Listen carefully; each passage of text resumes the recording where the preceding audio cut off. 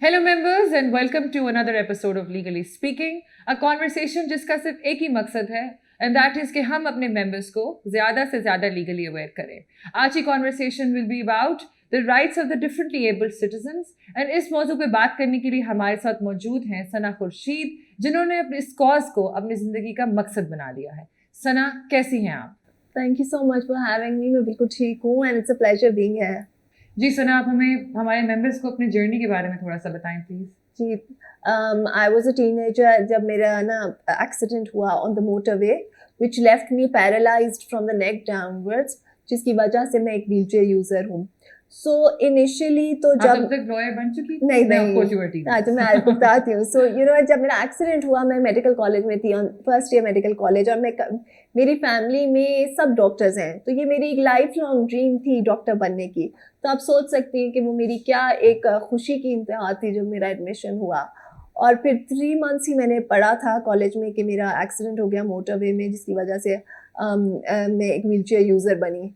So initially तो मेरी जो ये एक्सीडेंट के बाद मेरी लाइफ थी वो तो एक मैं तो कई दफ़ा सोचना भी नहीं चाहती, वो इतना बड़ा नाइटमेयर था और मैं ना एक्सप्लेन कर सकती हूँ कि क्या मैं उस वक्त गुजरी। बट इन शॉर्ट वो यही था कि मुझे यकीन नहीं आता था, मुझे एक्सेप्ट करना बड़ा मुश्किल था कि ये मेरी लाइफ क्यों बदल गई, वाई मी, मुझे अल्लाह मियाँ ने इस सिचुएशन में क्यों डाला जब कि इसमें मेरा कोई कसूर भी नहीं है। सो वो एक बड़ा ही एक मेरा एक बहुत डार्क पीरियड मेरी लाइफ का था, जो जिसके लिए आई एम सो ग्रेटफुल कि मैं एक ऐसी फैमिली से आती हूँ जहाँ पे मेरे घर वालों ने, मेरे सारे जो मेरे करीबी लोग हैं, उन्होंने मैं कभी मुझे फील नहीं होने दिया कि अब क्योंकि मैं जस्ट एक व्हीलचेयर पे हूँ तो मैं कोई डिफरेंट हूँ। मुझे उन्होंने इतना हौसला और हिम्मत दी कि मुझे अपनी परसेप्शन अपने आप को देखने की चेंज हो गई, और मुझे उन्होंने रियलाइज़ कराया कि मैं हूँ तो वही सना, चाहे चल रही हूँ या चेयर पे हूँ तो वही इंसान। सो जब ज़िंदगी को मैंने अपने ऑब्वियसली नॉर्मल करने का जब पहला स्टेप सोचा, तो वो बहुत अंडरस्टूड बात थी कि मैं पढ़ाई मैंने रिज्यूम करनी है, क्योंकि हम लोगों की ऐसी एक आई थिंक हम भी ब्रॉट अप ऐसा हुआ है हमारी फैमिलीज में कि डिग्रीज और पढ़ाई बहुत मैटर करती है। और I think somehow which is I think गलत है, मगर हम अपने आप को एक बड़ी एक कॉन्फिडेंस तभी आता है जब कोई डिग्री होती है, एटलीस्ट मेरे लिए तो यही थिंकिंग थी। सो मैंने लॉ और साइकोलॉजी में चूज एक अपने आप को चॉइस थी। लोग मुझसे पूछते हैं आपने लॉ क्यों चूज किया, तो आई विश मेरे पास कोई बड़ा जबरदस्त आंसर होता कि मैंने क्यों किया, पर जस्ट लॉ जस्ट हैपेंड। मैंने सोचा नहीं था कि मैंने सोचा नहीं था। बट आपको आंसर ये देना चाहिए आज से कि लॉ मैंने इसलिए किया कि शायद अल्लाह ताला ने मेरे से डिफरेंटली एबल्ड लोगों के लिए काम बिल्कुल, करवाया। ये तो अब मुझे समझ आई है। I think the answer is there, it's very evident. आपने बहुत अच्छी तरह पुट किया। सो यस, सो बस वो वही हुआ, मैंने लॉ शुरू किया। दिल तो मेरा बहुत था कि मैं कोई यूनिवर्सिटी अटेंड करूँ, ऑब्वियसली एक टीनेजर का यही दिल करता है ना। बट जब मैं अपने घर से निकली, जो बड़ी हिम्मत बना कि भाई अब तो मैं बस अपनी लाइफ वापस नॉर्मल करूँगी, मुझे रियलाइज़ हुआ कि मैंने तो एक्सेप्ट कर लिया अपने आप को, मगर स्टेट सोसाइटी वो रेडी नहीं थे मुझे एक्सेप्ट करने के लिए।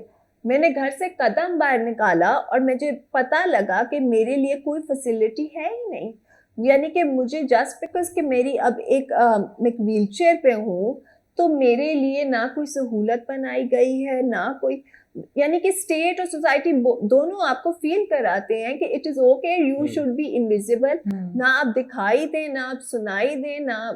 अच्छा, यहाँ पर that brings me to a very important question कि आपकी जो जर्नी है उससे at least one thing is very predominantly clear कि पाकिस्तान में, मैं तो अब समझता हूँ कि डिफरेंटली एबल्ड भी नहीं कहना चाहिए जिस तरह लॉ रिक्वायर करता है और इंटरनेशनल कन्वेंशंस हैं। I think it's the same, हर आदमी की एक डिफरेंट स्ट्रेंथ है, किसी का ज़हन तेज़ है, किसी का कुछ तेज़ है। आपके केस में I believe you are more successful and more powerful than lawyers working in this profession. As a senior lawyer I can say that and I can state that with authority. सिर्फ मेरा आपसे जो सवाल असल ये कि आप हमें थोड़ा ब्रीफली बताएं कि आपने कौन से लीगल वेंचर्स किए specially for differently abled persons and how far were you successful? जी, ये शुरू सारा यही हुआ कि मैं जब बाहर निकलती थी तो कहीं रैंप नहीं होती थी, मुझे उठा के लेके जाया जाता था। तो घर आके मैं उसी तरह जैसे हम सब करते हैं, हर एक को बुरा भला कहना कि ये नहीं है वो नहीं है, कि मैंने सोचा कि I am no worse than them, मैं भी तो यही कर रही हूँ, मैं चुप करके घर आके शोर मचाती हूँ, मैं कुछ कर तो नहीं रही।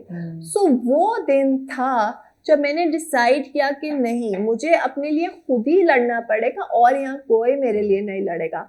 तो फिर मैं एक law firm, civil advocacy law firm ने मेरा, I am very grateful to them, उन्होंने मेरा केस टेकअप किया। उन्होंने फिर हमने हर जगह रेलेवेंट जगहों पे ना लेटर्स भेजने शुरू किए। पहले हम लेटर्स से शुरू हुए, LDA CDA हर जगह यू नेम इट, हमने लेटर्स भेजे। हमें बड़े अच्छे अच्छे जवाब आए कि जी थैंक यू, आपने इशू हाईलाइट किया, मगर कॉन्क्रीट कोई स्टेप्स, कोई इकदाम उठाए नहीं गए जिससे कोई फर्क पड़ता। सो फाइनली हमारे पास और कोई चॉइस नहीं बनी, मेरे लॉयर ने, हम लोगों ने, फिर हमने हाई कोर्ट में पिटिशन अपनी फाइल की जो कि एक्सेप्ट हो गई, जिसमें हम बड़े खुश थे। अच्छा, अब मेरी जो थी ना, हम लोगों की पिटिशन, हमारी प्रेयर बहुत सिंपल थी, क्योंकि जब हम ये सारा अपना रिसर्च कर रहे थे, पता लगा कि LGA के बिल्डिंग रेगुलेशंस में ऑलरेडी मौजूद है कि there should be a ramp and a disabled toilet, और वो बड़ी अच्छी और बड़ी डिटेल्ड सी रेगुलेशन है जिसमें उन्होंने रैम्प की वेट, उसका ग्रेडियंट, सब कुछ बताया हुआ है। अच्छा, तो हम तो जब गए थे नए नए बड़े जज्बे में सारा कि हमारी पिटिशन तो कोई, क्योंकि इसमें कोई जस्टिफिकेशन, कोई एक्सप्लेनेशन कुछ है ही नहीं। एक बड़ा लेजिटिमेट इशू है कि एक्सेस हमारा फंडामेंटल राइट का है, आपका है, मेरा है, आपका दोनों का है, तो मेरा भी होना चाहिए ना। बट फिर पता लगा जब हम हेयरिंग पे हेयरिंग होती थी और अपोजिंग काउंसिल्स आते नहीं थे, क्योंकि आई थिंक वो हमें इतना इम्पोर्टेंट समझते ही नहीं थे कि ये कौन सी पिटिशन आ गई है। फिर बड़ा मज़ा आया, मैं गई भी LGA की बिल्डिंग में, तो वो पहले फ्लोर तक तो रैम्प थी, फिर जब टाउन प्लानर से हमारी मीटिंग थी तो वो पहले फ्लोर पे थी और वहाँ लिफ्ट नहीं थी। सो उन्होंने अपनी भी रेगुलेशन इम्प्लीमेंट नहीं की हुई थी। ये रमला, ये जो बड़ी इंपॉर्टेंट बात है, अगर आप हाई कोर्ट जाओ और हाई कोर्ट को पिटिशन लेके जाओ, ये बात इसलिए मैं करना यहाँ मुनासिब समझ रहा हूँ कि हमारे मुल्क में पिटिशंस कवर कौन सी होती हैं? Taxation, financial issues, national accountability bureau, Qazi Faez Isa. आप मुझे बताएं कि how sensitive is our media, our courts, our government to differently abled people. मुझे थोड़ा सा इसलिए था कि because I have been working with an NGO यहाँ पर इधर लाला मूसा के पास है, उसका नाम है Al Mudassir trust. So I have dealt with them and trust me, when the first time I was going there, मैंने वहाँ जाके देखा उन बच्चों के अंदर जो उनकी स्ट्रेंथ्स थी। आई फेल्ट, मैंने आपको जो भी बात थोड़ी देर पहले की इसलिए की बिकॉज आई फेल्ट कि वो मेरे से तो एटलीस्ट बहुत ज़्यादा इंटेलिजेंट बच्चे हैं और उनके अंदर बहुत ज़्यादा, बिकॉज आपकी जब एक साइड वीक होती है the other side automatically becomes very powerful. नहीं, और मकसद ये है कि it's already like it's a social taboo, और ठीक है आपका जो कॉन्स्टिट्यूशन है वो कहता है डिस्क्रिमिनेशन नहीं होनी चाहिए, but then they should also be, the law should accommodate. आप टर्मिनोलॉजी देखें ना, इंग्लिश में तो वो जस्टिस मंसूर अली शाह ने बहुत अच्छा उन्होंने, मगर आप अभी तक बताएं, मैं स्ट्रगल करती हूँ उर्दू में बताने के लिए, तो जो वर्ड्स हैं हम जो जनरली मैं कहना भी नहीं चाहती थी, वेरी ऑफेंसिव। वो किसी एक इंसान की बड़ी सेल्फ रिस्पेक्ट खराब करने के लिए है कि उसको, और हम एक नेगेटिविटी से रेफर किया जाता है, एक बर्डन, चैरिटी, इस तरह देखा जाता है। तो ये परसेप्शन सोसाइटी की तभी चेंज होती है जब वो देखते हैं कि स्टेट फैसिलिटेट कर रही है तो फिर हम भी करेंगे, जितना नॉर्मलाइज हो, जितना, क्योंकि देखिए हर इंसान पहले है, उसकी खसूसी जो भी सलाहियत है, लाइक वी से डिफरेंटली एबल्ड या पीपल विद स्पेशल नीड्स,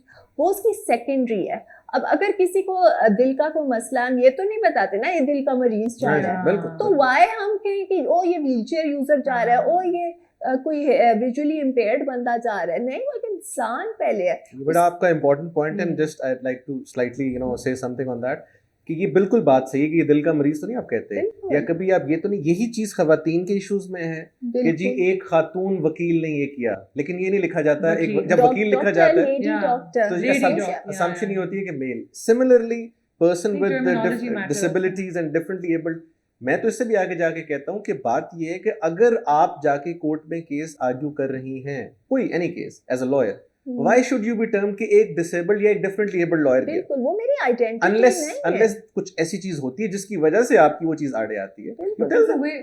आपकी पिटीशन का क्या बना अभी फिलहाल, क्या अभी हमने पहले तो हमारी 2 साल पहले भी 2018 में हमने की थी फाइल, वो खैर हमारी डिस्पोज हो गई, एक सुप्रीम कोर्ट की जजमेंट आई थी जो कि काफ़ी वाइड थी, और उसमें बेसिकली यही था कि बहुत कुछ हो रहा है विच डायरेक्शन दी लेट थी मी गवर्नमेंट से को इस गवर्नमेंट ने एटलीस्ट ये किया है कि people who are differently abled उनको हाईलाइट किया है, और बहुत ज़्यादा प्रोविंसेस कर भी रही हैं। ये पहली बात है, पहली दफ़ा है कि हेडलाइंस बनती हैं पीपल विद नहीं, डिसेबिलिटीज आप की। डेफिनेशन की बात करती हैं, सिंध में उन्होंने जो 2018 में एक्ट निकाला उसमें उन्होंने दे बिल्कुल। हैव अडॉप्टेड यूएन की डेफिनेशन, और बिल्कुल। हमारा आई थिंक पंजाब में अभी तक 1981 वाला ऑर्डिनेंस ही चल रहा हाँ है। नहीं, if I'm मगर not अब wrong. चेंज हो रहा है ना, आफ्टर मंसूर अली शाह की जो Yeah, जजमेंट आई है yeah. उसके बाद बहुत फर्क पड़ा है।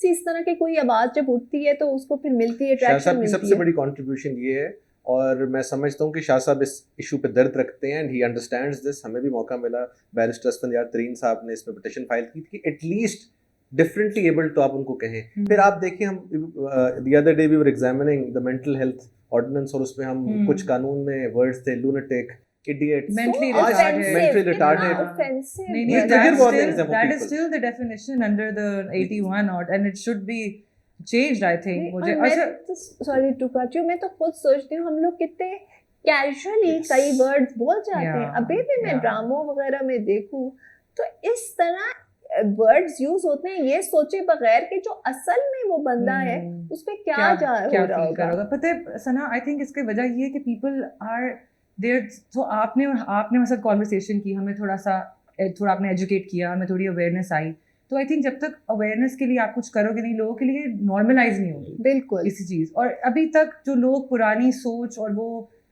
उसको अदर कैटेगरी में डालते रहा कि दिस इज नॉर्मल एंड बाकी सब are like in a different category, बिल्कुल। It's so hard for them to deal, to talk to somebody who they think is different. तो ये तो थोड़ा सा मतलब टाइम लगेगा एडजस्ट करने में, मुझे लगता है। इसीलिए one of my favourite activities is कि मैं स्कूल्स में जाऊं और छोटे Yeah. बच्चों से कॉन्वर्सेशंस करूं, और मैं उन्हें शुरू में ही कह देती हूँ, listen it's you ask me, आपका जो दिल करता है आप मुझसे क्वेश्चन पूछिए। और बच्चे ऐसे ऐसे क्वेश्चन पूछते कि कई बार मैं रिग्रेट करती हूँ मैंने इतनी लिबर्टी क्यों दी। बट सी, बट वो सारा पार्ट है। मैं चाहती हूँ Yeah. जितना वो देखें उन्हें रियलाइज हो कि कोई एलियन चीज नहीं है, एग्जैक्टली, यू नो, इंसान है। सो वो आई थिंक बहुत उसमें एक पेरेंटिंग का भी perception- बड़ा एक इम्पोर्टेंट एस्पेक्ट है। बचपन से ही बताया जाता है कोई आदमी मेंटली चैलेंज, इससे नजदीक नहीं जाना, पागल के वर्ड्स, ये हमारे यहाँ पे फलाना ट्रांस है। पर्सन्स को अभी तक गाड़ी में अगर आप सिग्नल पे खड़े हो तो आपके, my daughter asked me once के who is this person, and I told her that's a trans person, what do you mean, Exactly. And she was hesitant, scared. ठीक है, but that was the right time कि आप किसी को educate करो। सो I think ये हम कोशिश लगे रहें, करते आई रहें। थिंक क्लेरिक्स का तो- बड़ा रोल है। Yeah. हमारे जो मौलवी हजरात हैं क्रिश्चियनिटी में, जो उनके सारे क्लेरिक्स हैं, उन सब का काम ये है सेंसिटाइज करना लोगों को। I mean if I were to say anything about prophet Muhammad peace be upon him, तो उनकी ये वाली टीचिंग्स बताएं कि आपने किसी को इस तरह दिल तंग में- नहीं करना, उसकी इस किसी चीज का का दिल- मजाक नहीं किसी उड़ाना, का किसी दिल को नहीं सिंपैथी नहीं दुखाना। चाहिए, बस एक इक्वल पार्टिसिपेशन चाहिए सोशल लाइफ में। बिल्कुल। किसी को इनफैक्ट Yeah. कुछ भी नहीं चाहिए, आप अपना काम करें, उसको Exactly. रिकग्नाइज भी आपने नहीं करना, रिकग्नाइज तो अल्लाह की जात ने करना है, बिल्कुल। बट यू लेट हिम और हर बी एंड दैट्स इट। आप जैसे बात करते हैं पेरेंटिंग का, मैं कई दफ़ा बाहर जाती हूँ तो छोटे से बच्चे ना व्हीलचेयर से बहुत फैसिनेट होते हैं, तो वो आते हैं हमेशा स्माइल दे के, यस ये वो। तो मैंने देखे कई पेरेंट्स आएंगे, बच्चे का हाथ खींच के ले जाएंगे और यू नो ऐसे स्टर्न जैसे पता नहीं क्या, भाई serious? Please come up to me, मुझे हेलो सलाम स्माइल दे दो, मैं नहीं यू नो कोई फर्क नहीं पड़ता, बट होता है आई थिंक हर एक बंदा डिफरेंट है।